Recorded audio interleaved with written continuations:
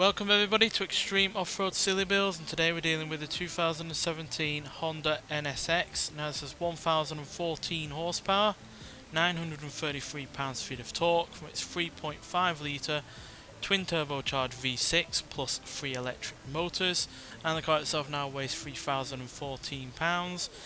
Has all-wheel drive as standard, but now has off-road tyres and off-road suspension, and it can do 0 to 60 in 2.349 seconds.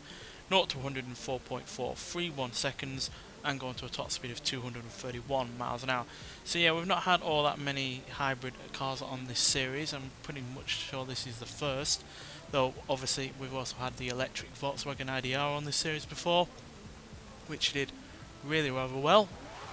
But yeah, hoping that this fantastic sports car, supercar, can do really rather well, quite frankly, because yeah, I love this car.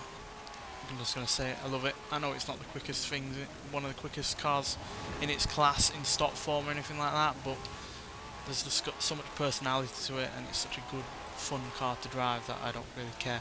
Plus, I think it looks pretty good as well. But how is it going to deal with this? Well, obviously the all-wheel drive is standard, so it's not an additional thing it's going to have to deal with, but it's got a higher ride height than originally had, and it's also dealing with off-road tyres to help deal with the off-road elements, and obviously we're dealing with nearly twice the power it had originally, not quite twice, obviously it had about 570 horsepower thereabouts originally, but yeah, near enough twice, quite frankly. So yeah, cars obviously having to deal with a lot more power than it had originally, and obviously those electric motors are making a lot of that torque be quite instant.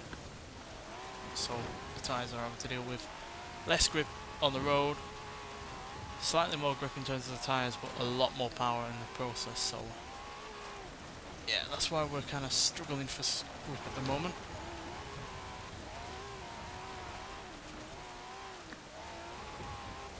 A little bit all over the place, not the cleanest of runs we've had so far.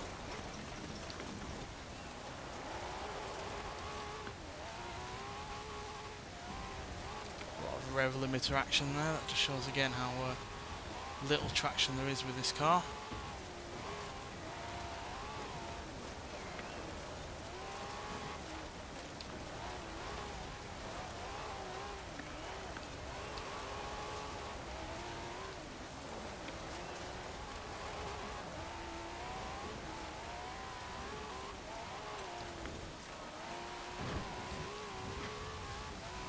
Squirming all over the place there.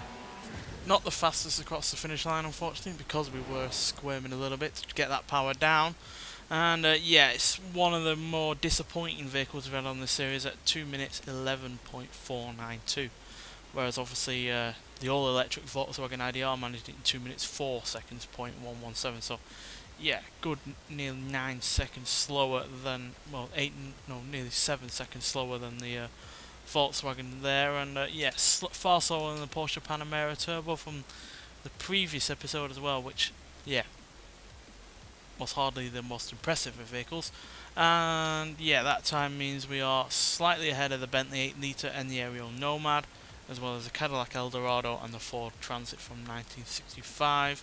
Behind though the Can-Am Maverick, which I guess is no surprise, that is a car that is meant to go off-road, but also slower than an MGTA Midget from 1938, as well as the International Scout 800A, Volkswagen Carmen Gear, and the Mercedes-Benz G63 AMG 6x6. So yeah, this car could have gone either way, quite frankly, because obviously it's never meant for going off-road. It's dealing with a lot more power than it was originally.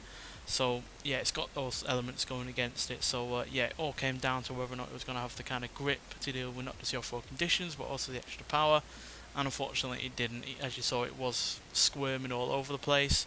It was not able to put the power down all that well, and yeah, as a result it's not going to be that quick. But yeah, could have been a lot worse, but it is one of the first disappointing mid-engine sports cars, supercars that we've had on this series, especially in terms of being a modern one. So yeah, I am a bit disappointed, because if you compare it to the likes of, you know, we've had a old Ferrari 250 LM for instance, which is mid-engine, and that was never all-wheel drive, or a newer car in the form of the Lamborghini Sesto Elemento, which again mid-engined, all-wheel drive, quite modern, and yeah, that was the car that is able to get into the top 10. So yeah, it is a little bit disappointing, but that's just the way it is. Not every car is going to be quick, and not every car is going to meet your expectations. Nonetheless, thanks for watching, and I'll see you with the next one. Bye.